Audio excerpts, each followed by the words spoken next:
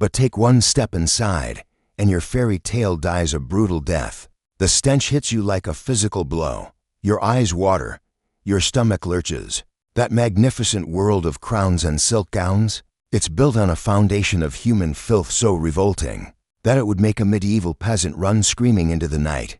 Welcome to the real world of European royalty, where divine right meant never having to say you're sorry about your body odor, and where the pursuit of beauty literally killed its practitioners. From the outside and today, we're ripping away the velvet curtains and exposing the horrifying truth behind Europe's most powerful dynasties. These aren't sanitized Disney fairy tales. These are stories of human beings so trapped by vanity, tradition, and social pressure that they live their entire lives as walking monuments to biological horror. Prepare yourself for tales that will make you grateful for modern plumbing and revolutionize how you think about the so-called good old days. Let's begin with Duchess Marguerite of Burgundy, whose weekly bathing ritual became the stuff of palace nightmares.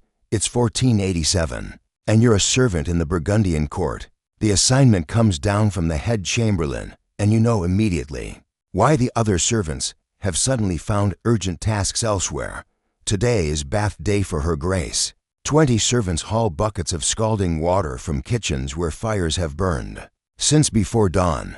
The wooden bathtub, lined with silks from Constantinople, sits in her private chamber like an instrument of medieval torture. But the true horror begins when Duchess Marguerite enters the room. Her face is a geological nightmare.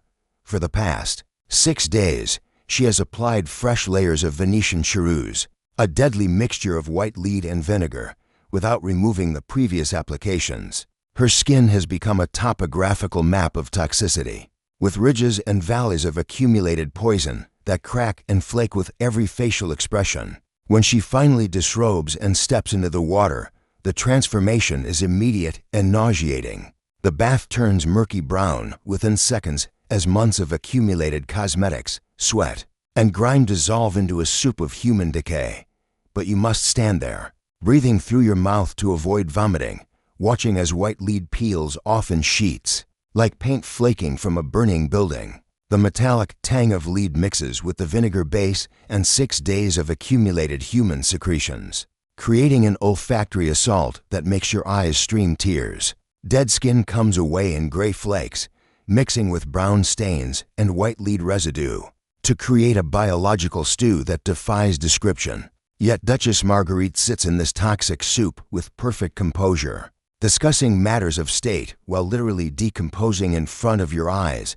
The psychological horror wasn't just in witnessing this weekly ritual, it was knowing that by Thursday, she would already be applying fresh poison over unwashed skin, beginning the cycle anew.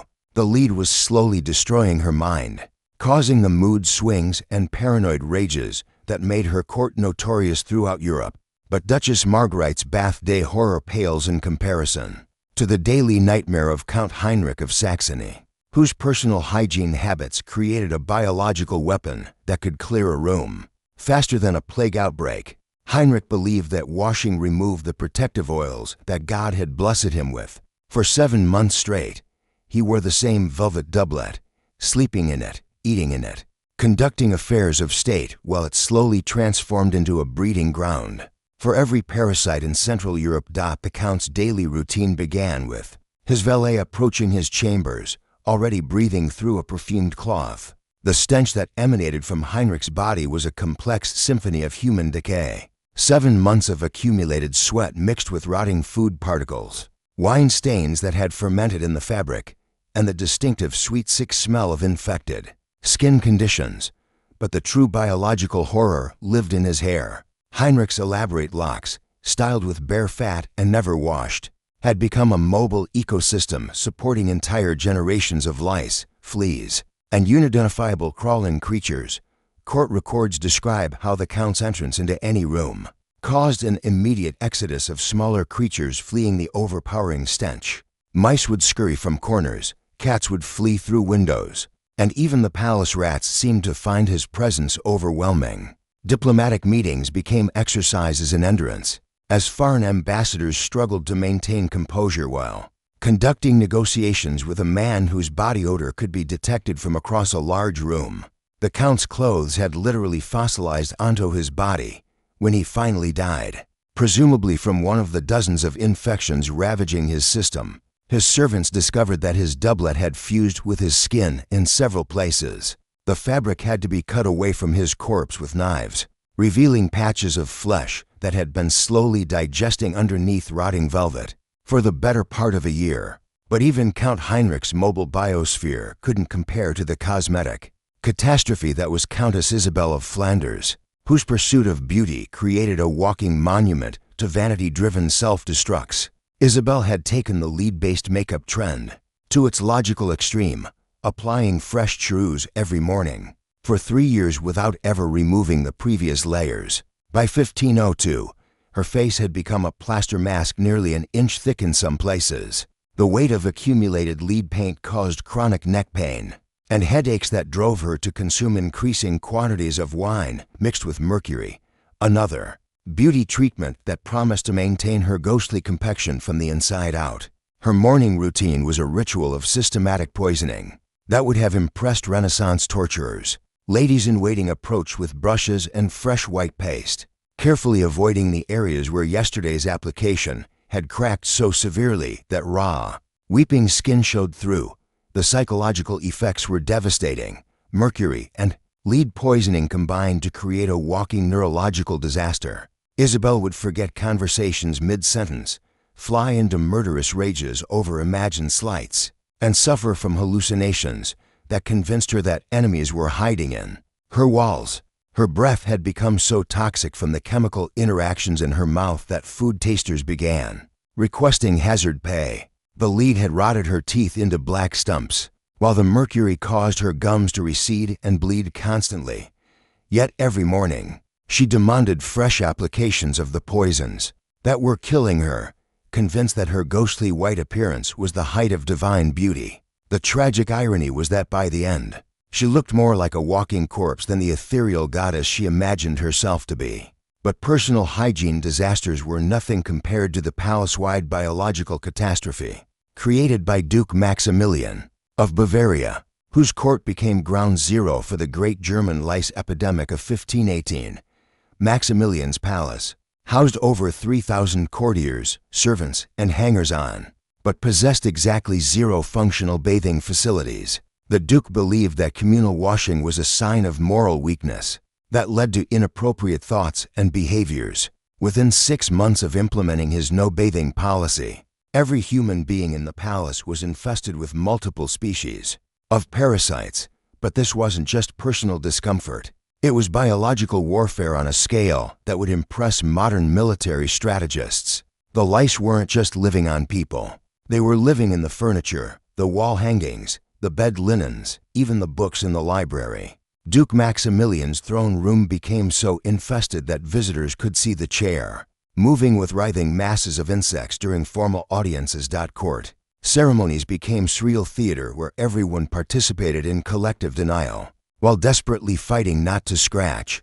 The sound of 100 nobles trying not to scratch simultaneously created a distinctive rustling noise that foreign ambassadors learned to recognize as the signature sound of the Bavarian court. But the true horror was how the infestation spread. Beyond the palace walls, every merchant, messenger, or visitor who entered Duke Maximilian's court became a disease vector, carrying lice, fleas, and typhus back to their home communities. Within 2 years, the great German lice epidemic had spread across Central Europe, killing an estimated 50,000 people through typhus transmission. The Duke's Vanity Project had inadvertently created one of the deadliest disease outbreaks of the Renaissance period.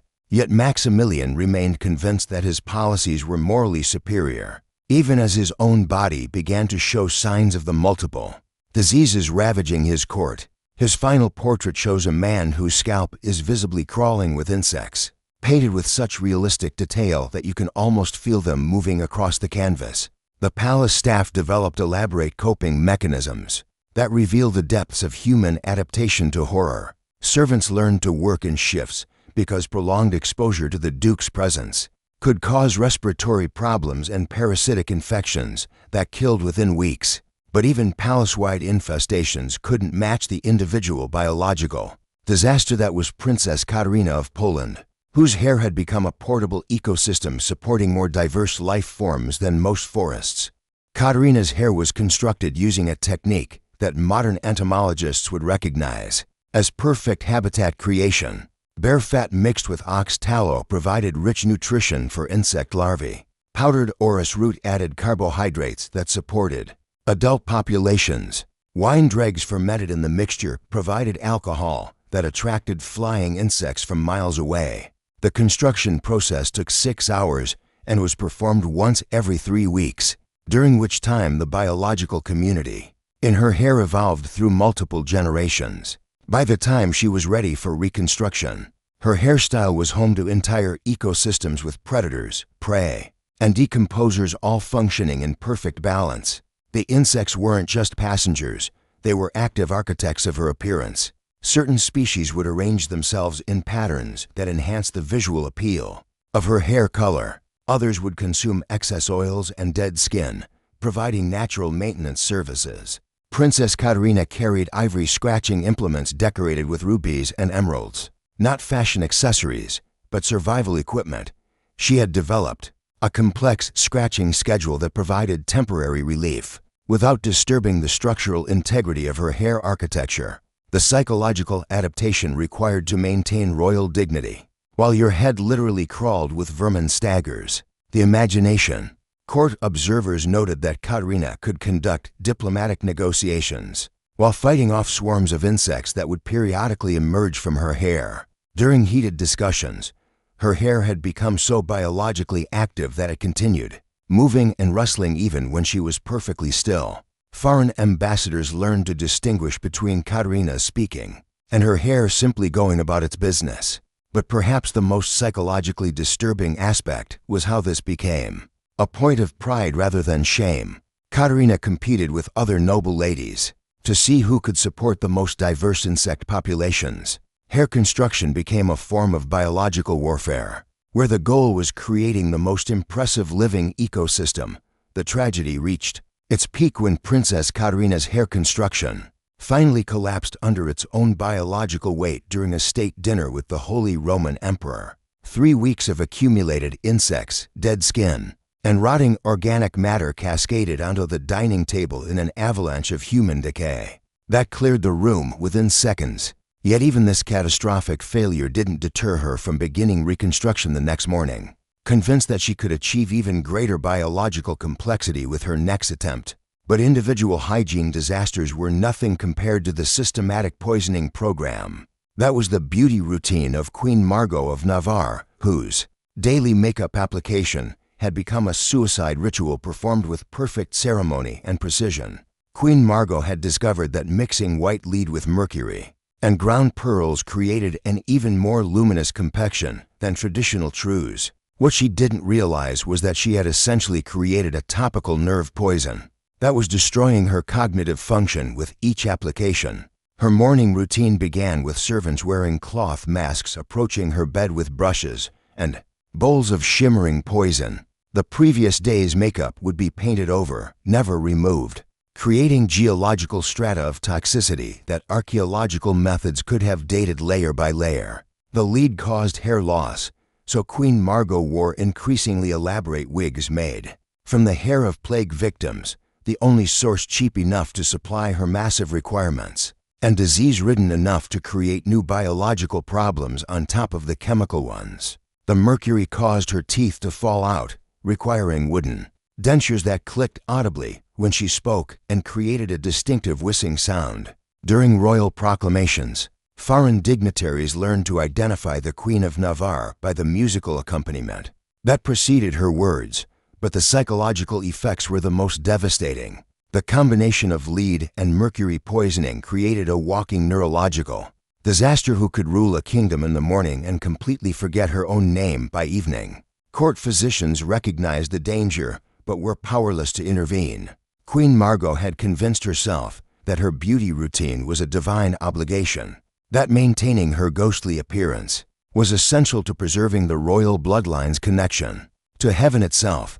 Her final portraits show a woman whose face had become a cracked landscape of white paint over gray, dying skin. Yet she maintained perfect royal composure even as her mind disintegrated, holding audiences while suffering from hallucinations that convinced her that angels were speaking through her makeup brushes.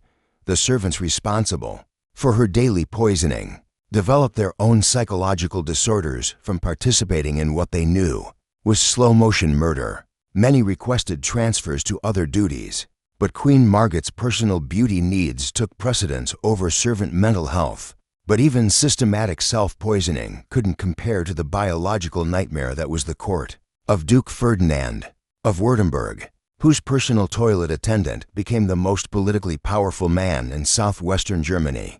Through his intimate knowledge of royal digestive disasters, the position of groom of the royal stool was considered the highest honor available to non-noble courtiers. But the daily reality would have broken stronger men than Johann of Stuttgart, Ferdinand's unfortunate attendant. Duke Ferdinand suffered from chronic digestive problems caused by a diet consisting entirely of meat, wine, and honey. Vegetables were considered peasant food unfit for royal consumption. His daily bowel movements were catastrophic events that required professional management and political discretion. Johann's morning routine began with preparation rituals that would have impressed medieval torturers. He donned leather aprons, applied perfumed oils to his nostrils, and consumed strong wine to dull his senses before approaching the Duke's private chambers. The portable close stool was a work of art in itself, gilded, jeweled, and upholstered with silk that had to be replaced weekly due to biological contamination that defied even Renaissance-era cleaning methods. But the true horror began when Duke Ferdinand mounted his throne of necessity. The combination of an all-meat diet, chronic infections, and complete absence of fiber had created digestive processes that produced waste, so toxic it could clear entire rooms within minutes. Johann had to remain kneeling behind the Duke throughout these sessions, breathing air so toxic it caused immediate headaches and nausea, while Duke Ferdinand conducted state business and made decisions affecting hundreds of thousands of lives. The cleaning process required specialized tools that Johann had designed himself: ivory scrapers, silk cloths soaked in wine, and perfumed waters that had to be applied in specific sequences to avoid creating even worse odors through chemical interactions. But the psychological impact went beyond mere disgust. Johann possessed more intimate knowledge of the Duke's physical condition than court physicians, information that made him invaluable to political conspirators and foreign spies who needed to assess the ruler's health and mental state. Duke Ferdinand's digestive disasters became the foundation of Johann's political career. He parlayed his access to royal vulnerability into positions of increasing authority, eventually becoming one of the most influential advisors in the duchy, while maintaining his role as professional toilet cleaner. The ultimate irony was that this man, who spent his days handling the most degrading aspects of royal existence, accumulated enough wealth and influence to purchase estates and titles that made him richer than many of the nobles who looked down on his profession. But even individual toilet horror couldn't match the palace-wide catastrophe that occurred during the wedding feast of Duke Carlos of Aragon, where 500 of Europe's most powerful nobles participated in what historians now call the Great Perfume War of 1521. The problem began when Duke Carlos decided to demonstrate his wealth by hosting the most fragrant wedding celebration in European history. Every guest was required to wear perfumes so powerful they could be detected from a quarter-mile away, creating an olfactory arms race that spiraled completely out of control. But beneath these aromatic weapons lay the brutal reality of 500 unwashed nobles who hadn't bathed in months, whose clothes hadn't been cleaned in weeks, and whose bodies were riddled with infections, parasites, and diseases that European medicine couldn't treat or even properly identify. The perfumes weren't masking mild body odor, they were conducting chemical warfare against human decay so advanced that even the strongest fragrances couldn't completely suppress the underlying biological horror. As the evening progressed and the hall grew warmer, the combined effect of 500 competing fragrances mixed with human decomposition created an atmospheric poison that began dropping guests like flies. The first symptoms were headaches and nausea, as the concentrated perfume fumes overwhelmed respiratory systems already weakened by chronic exposure to their own body odor. Then came dizziness and disorientation as the chemical cocktail interfered with normal brain function. But the true catastrophe began when several guests began vomiting from the olfactory overload, adding fresh biological contamination to an atmosphere already saturated with human decay and chemical aromatics. The combination of vomit, perfume, and unwashed bodies created a smell so revolting that even hardened court physicians fled the scene. Duke Carlos himself, wearing perfumes so powerful they had killed several small animals during application, remained at the head table even as his own wedding guests collapsed around him, determined to maintain royal dignity even if it killed him and everyone else in the room. The wedding feast became a biological disaster that required 3 days of air ventilation before the hall could be safely entered again. By then, 47 guests had been hospitalized with chemical poisoning, and 12 had died from what court physicians described as aromatic apoplexy. The tragedy was that this disaster could have been prevented with basic hygiene, but the social pressure to mask rather than address the underlying problems had created a spiral of escalating chemical warfare that inevitably ended in mass poisoning. Yet, perhaps the most psychologically disturbing case was that of Duchess Elena of Tuscany, whose pursuit of beauty had transformed her into a walking advertisement for the dangers of vanity-driven self-destruction. Elena had discovered that applying fresh makeup over unwashed layers created subtle color variations that she believed made her appear more angelically beautiful. Over the course of 2 years, she had built up facial paint so thick that her expressions were physically limited by the weight and inflexibility of accumulated cosmetics. Her daily routine had become a form of performance art where death slowly consumed beauty while maintaining perfect ceremonial precision. Ladies-in-waiting approached each morning with fresh poison, applying new layers over yesterday's cracked and peeling surface while Elena recited prayers, asking God to preserve her divine appearance. The lead had begun affecting her motor functions, causing tremors and spasms that she convinced herself were signs of divine possession, rather than heavy metal poisoning. During court ceremonies, her involuntary twitching was interpreted by courtiers as evidence of her spiritual connection to higher powers.